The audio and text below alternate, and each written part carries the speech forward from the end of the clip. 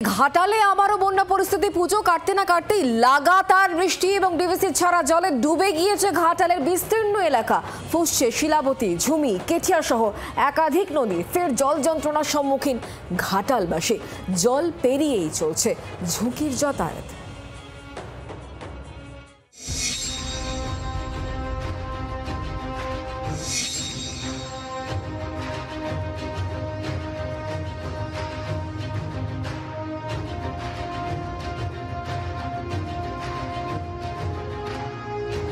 দুর্যোগ পিছু ছাড়ছে না ঘাটালের।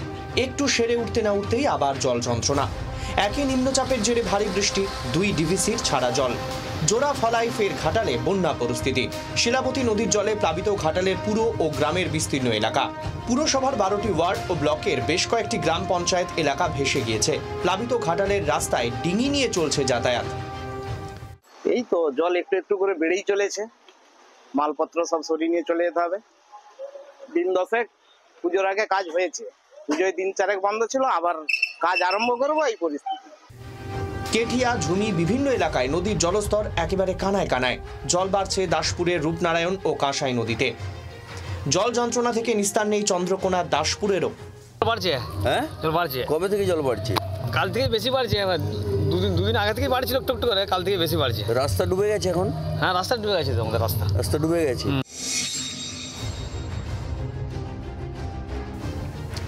অতিবৃষ্টির জেরে মনসুকায় ঝুমি নদীর পাশে সাঁকো ভেঙে গিয়েছে।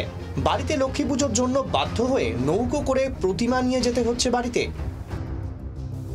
ঘাটালের বন্যা পরিস্থিতির জন্য ফের কেন্দ্রীয় সরকার ও ডিভিসিকেই দায়ী করেছেন জলসম্পদ মন্ত্রী মানস ভূঁইয়া।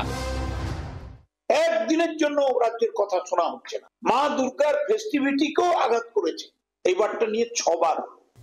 বর্তমান পরিস্থিতি মোকাবেলার জন্য প্রশাসন প্রস্তুত বলে জানিয়েছেন মন্ত্রী। তার দাবি, বিপর্যয় মোকাবেলা বাহিনী, ত্রাণ সামগ্রী প্রস্তুত রাখা হয়েছে।